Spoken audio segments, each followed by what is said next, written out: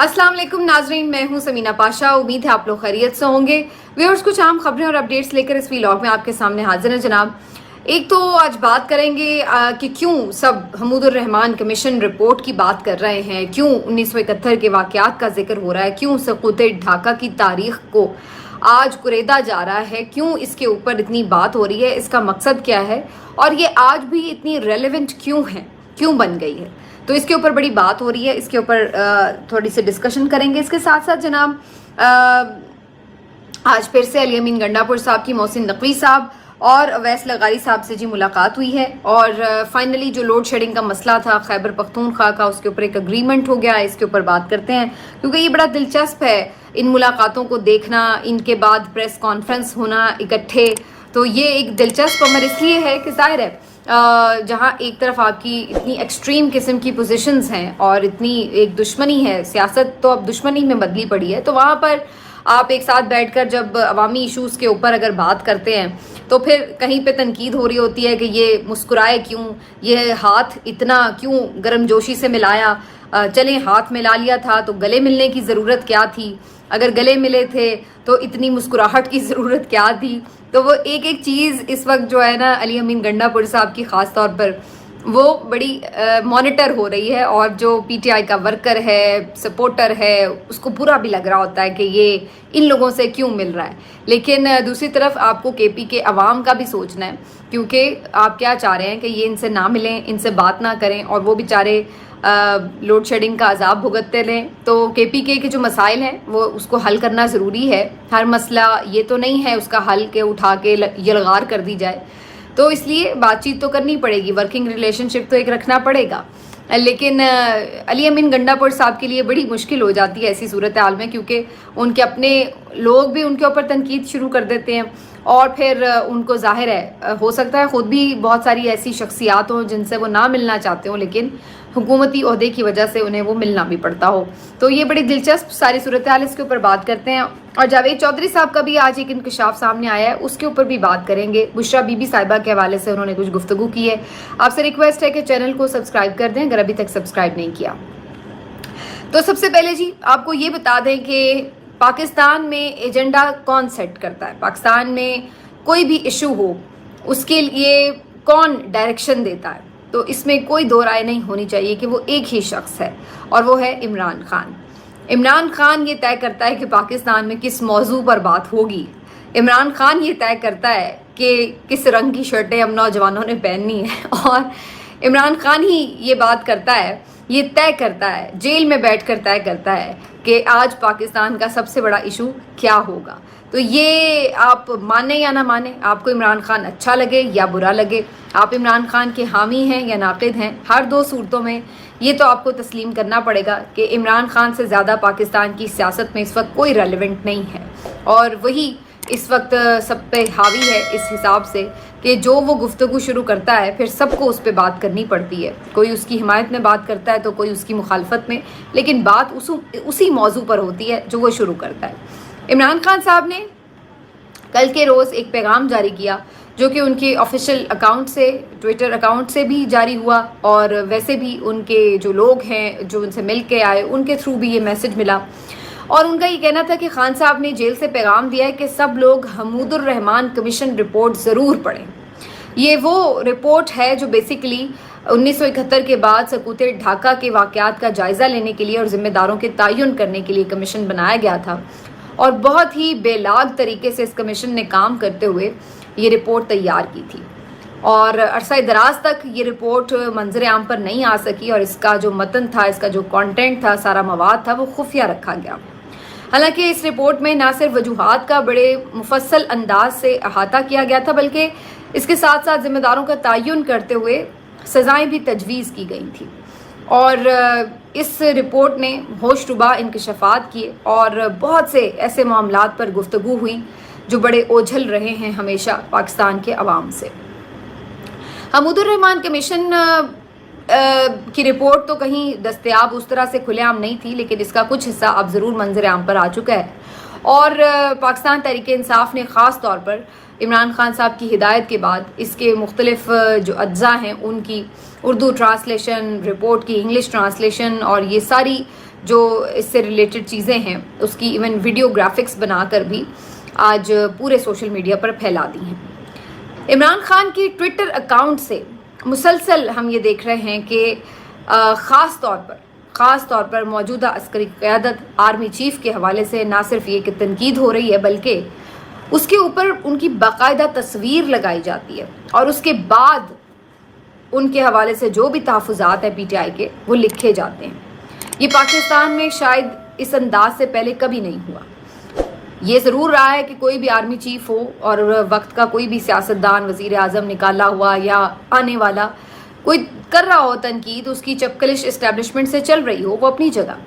لیکن اتنی جرت کبھی کسی نے نہیں کی کہ موجودہ آرمی چیف کو اس طریقے سے نشانے پر رکھ لیا جائے، اور اگر کسی نے کی بھی تو وہ اس وقت یا تو کہیں بیرون ملک ہوگا تو اس لیے بات کر لیتا ہوگا، جیسے مشرف صاحب پہ تنقید ضرور ہوئی ان کی موجودگی میں، لیکن اس وقت بے نظیر صاحبہ ہوں یا نواز شریف صاحب، یہ بیرون ملک تھے۔ اسی طرح نواز شریف صاحب نے جنرل باجوہ پہ تنقید ضرور کی، نام لے کر کی، لیکن اس وقت جب وہ محفوظ ہو کر لندن پہنچ چکے تھے۔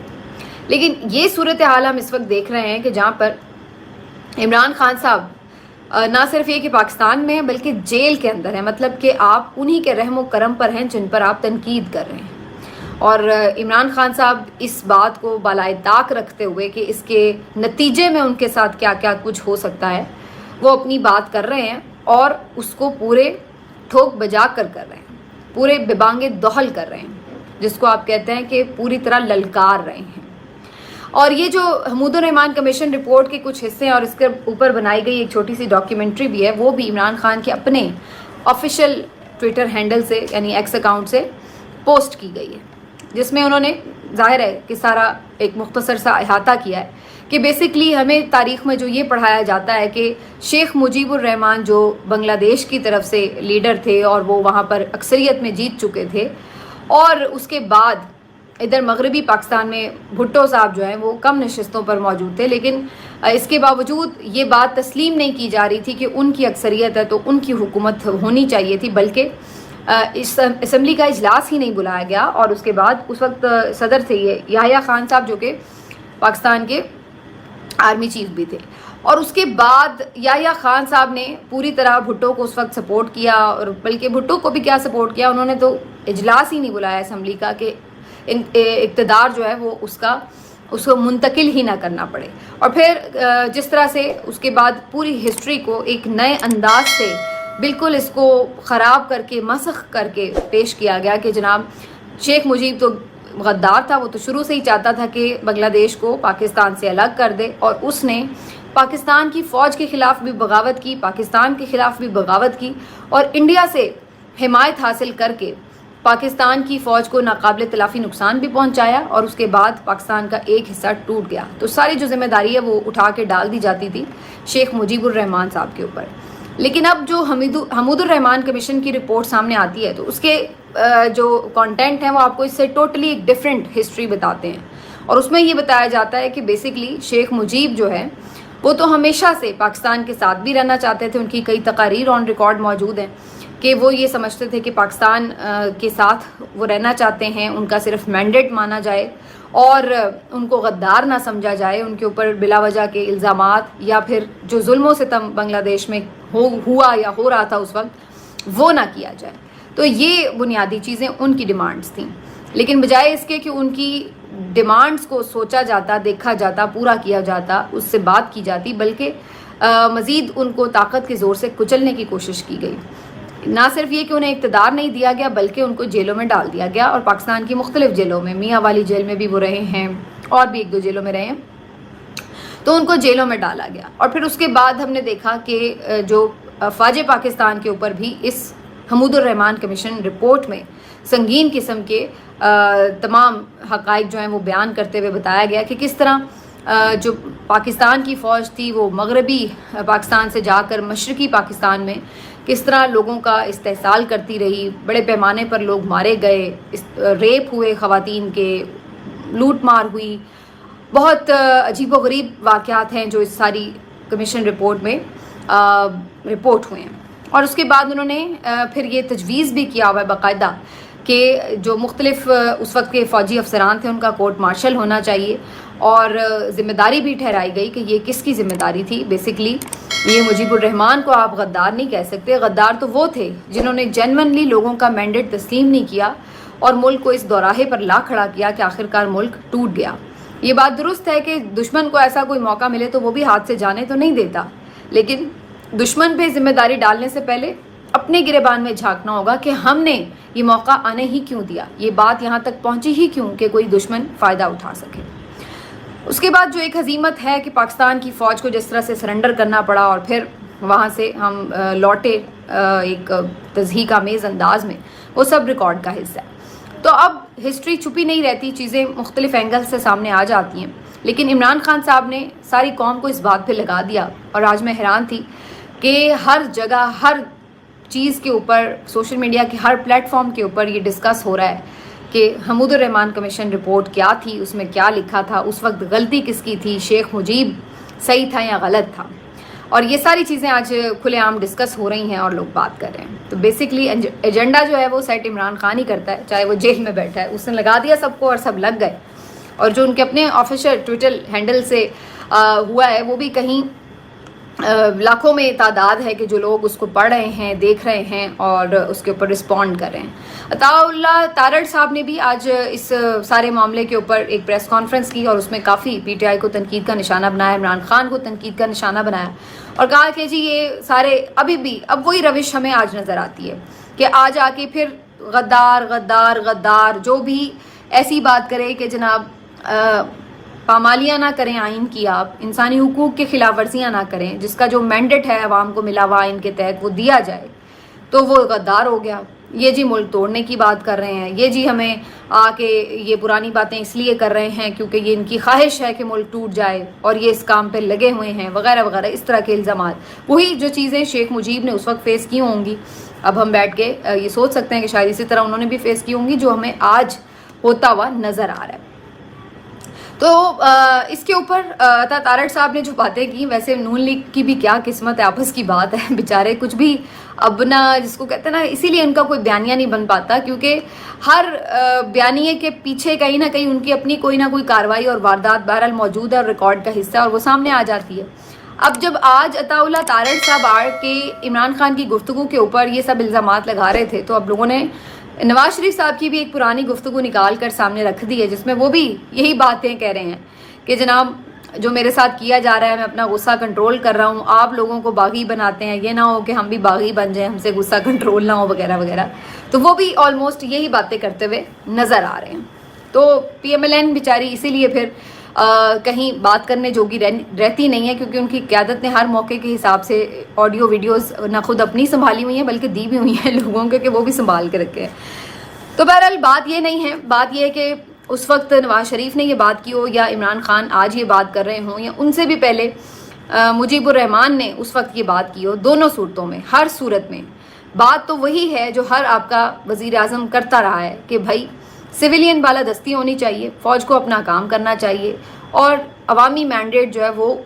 کسی بھی جو بھی اقتدار میں آئے شخص جو عوام کا پسندیدہ نمائندہ ہو اس کو ملنا چاہیے. تو یہ بات اگر نواز شریف صاحب نے بھی ماضی میں کی ہے تو اچھی بات ہے, لیکن پھر اس پہ قائم بھی رہتے نواز شریف صاحب تو اور بھی اچھی بات ہوتی. اب عمران خان بھی اگر اس پہ قائم رہیں گے, جو کہ بظاہر لگتا ہے کہ وہ رہیں گے, جس طرح وہ یہ لڑائی لڑ رہے ہیں اس سے تو یہ اندازہ ہو چلا ہے کہ وہ کشتیاں جلا چکے ہیں. دیکھیے جو میں نے بات شروع میں کی کہ اس انداز سے اس لیول پر آ کر تنقید اور پھر ان ساری چیزوں کے ساتھ موجودہ جو آرمی چیف ہیں ان کا نہ صرف یہ کہ وہ نام لیتے ہیں, ان کی تصویر لگاتے ہیں اور کہتے ہیں کہ آج بھی جو فرد واحد ہے اس نے اسی طرح ملک کو دوراہے پر کھڑا کر دیا اور ملک کی جو سالمیت ہے وہ خطرہ بن گیا اس کے لیے کیونکہ وہ اپنی انا کی خاطر عوام کے مینڈیٹ کو روند چکا ہے. تو یہ ساری چیزیں وہ اب صاف صاف کہہ رہے ہیں. اور اس کے اوپر ہم نے پہلے بھی دیکھا ہے کہ جب عمران خان صاحب نے اتنا ڈائریکٹلی بات کی ہے تو اس کے بعد پھر کوئی نیا کچھ نہ کچھ طوفان اٹھا, کوئی آفس گرا دیا, کسی پہ حملہ ہو گیا, کوئی نیا کیس آ گیا, کوئی نئی سزا آ گئی. تو جب بھی عمران خان صاحب ایک قدم بڑھے ہیں تو جواب اسی طرح آیا ہے. اور ابھی جو لاسٹ پریس کانفرنس تھی وہ بھی آپ نے اسی کا ایک شاخسانہ دیکھی. تو بظاہر تو ابھی بھی مجھے کوئی امید نہیں ہے کہ اس ساری ایپیسوڈ کے بعد کوئی یہ سوچنے پہ مجبور ہوگا کہ ہاں بھائی ملک کی سالمیت امپورٹنٹ ہے یا ہمیں واقعی آئین کے تحت چلنا ہے, بلکہ بظاہر ایسا لگتا ہے کہ یہ کشیدگی جو ہے وہ بڑھے گی. مفاہمت کے بجائے ابھی مزید اس ساری صورتحال کے اوپر کوئی رد عمل غصے والا ہی آئے گا, کوئی سخت رد عمل ہی آئے گا جو کسی بھی فارم میں ہو سکتا ہے. وہ اب ہم آگے چل کے دیکھیں گے. لیکن بظاہر مجھے کوئی امید نہیں ہے کہ کوئی مفاہمت ہوگی. فی الحال مجھے یہی نظر آتا ہے کہ اس کے اوپر عمران خان صاحب کی پارٹی یا عمران خان صاحب کی اپنی ذات کے اوپر کوئی سخت رد عمل ہی آئے گا. تو بہرحال جی, عمران خان صاحب نے یہ آج جہاں پہ سارا کچھ ایک کھول کے ہسٹری رکھ دی ہے ہمارے سامنے, تو وہیں پر آج جیسے میں نے کہا شروع میں پی ٹی آئی کی طرف سے ایک تنقید بھری پریس کانفرنس ہوئی, تو دوسری طرف پھر پی ٹی آئی کے ساتھ مل کر بھی ایک پریس کانفرنس ہوئی, اور یہ پریس کانفرنس کی محسن نقوی صاحب نے, اویس لغاری صاحب نے اور علی امین گنڈا پور صاحب نے, جن کی آج پھر ملاقات ہوئی. اور جیسے کہ میں نے آپ کو پہلے کہا تھا کہ علی امین گنڈا پور صاحب جو خیبر پختونخوا کے لوڈ شیڈنگ کے معاملات ہیں اس کے اوپر کافی سیریس ہیں, الٹیمیٹم بھی دے رکھا ہے, اور جس طرح سے مظاہرین نے جا کے خود بھی دھاوا بول دیا تھا گریڈ اسٹیشن پر, تو وہ سب بھی اپنی جگہ چیزیں موجود ہیں. تو اس کے بعد اب صورتحال یہ ہے کہ بات چیت کل بھی ہوئی اور آج بھی ہوئی. الٹیمیٹلی اب کچھ چیزوں پہ مذاکرات کے بعد اگریمنٹ ہو گیا ہے, اور اب کچھ طے پایا ہے کہ 6 گھنٹے لوڈ شیڈنگ کا دورانیہ کم کر دیا جائے گا, اور کسی آگے فردر بھی کوئی ایشو ہوگا تو جو بھی پیسوں کے بھی معاملات ہیں اس کے اوپر بھی چیزوں کو ڈسکشن کر کے راضی کیا جائے گا. تو یہاں پر جہاں پہلے آپ آ کے پی ٹی آئی کو غدار کہہ رہے ہیں, عمران خان کو غدار کہہ رہے ہیں, بعد میں اسی کے نمائندے کے ساتھ بیٹھ کر آپ کا دوسرا جو وزیر ہے وہ بیٹھ کے پریس کانفرنس بھی کر رہا ہے اور آ کے ان کے ساتھ معاملات بھی کر رہا ہے. تو بہرحال علی امین گنڈا پور صاحب کے اوپر آتی رہے گی تنقید, جیسے میں نے شروع میں بات کی کہ کتنا مسکرائے کیا گیا, لیکن یہ ان کی اپنی مجبوری بھی ہے کہ انہیں اپنے صوبے کے لوگوں کے لیے ریلیف تو دینا ہے. صوبے نے صرف انہیں وزیر اعلیٰ بنانے کے لیے تو ووٹ نہیں دیا, اسی لیے دیا ہے کہ وہ آئیں اور پرفارم بھی کریں. تو ظاہر ہے انہیں پیسے ملیں گے, ان کے ساتھ وفاق تعاون کرے گا تو پھر ہی وہ پرفارم کر سکیں گے. تو میرا خیال ہے کہ تھوڑا سا اس چیز کو یہ جو ان کے ورکرز ہیں ان کو اتنا ہر چیز کو اٹھا کے تنقید نہیں اس پہ شروع کر دینی چاہیے. پریکٹیکلی بھی کچھ چیزوں کو دیکھنا پڑتا ہے. اور آخر میں بات کرتے ہیں جی جاوید چودھری صاحب کی, جنہوں نے ایک پوڈ کاسٹ میں یہ انکشاف کیا ہے کہ جو موجودہ آرمی چیف ہیں اور D G I S I ہیں وہ بشریٰ بی بی صاحبہ کے حوالے سے بڑا نرم گوشہ رکھتے تھے, اور ان کا یہ کہنا تھا کہ یہ پرہیزگار خاتون ہیں, نیک خاتون ہیں, تو ان کو یہ سہولت فراہم کر دی جائے کہ یہ بنی گالہ میں رہیں, وہاں پر یہ اپنی عبادت وغیرہ کرتی رہیں تاکہ کوئی خلل نہ آئے, اور جیل کی تکالیف سے ان کو تھوڑا سا دور رکھا جا سکے. لیکن اب ان کے جیل منتقل ہو جانے کے بعد ان کی تکالیف میں اضافہ ہو گیا ہے. تو یہ جاوید چودھری صاحب فرما رہے ہیں پوڈ کاسٹ میں. تو اس کے اوپر اب خاصا رد عمل بھی آ رہا ہے, اس لیے کہ سب کا یہ کہنا ہے کہ بھائی اگر وہ اتنا ہی ان کے لیے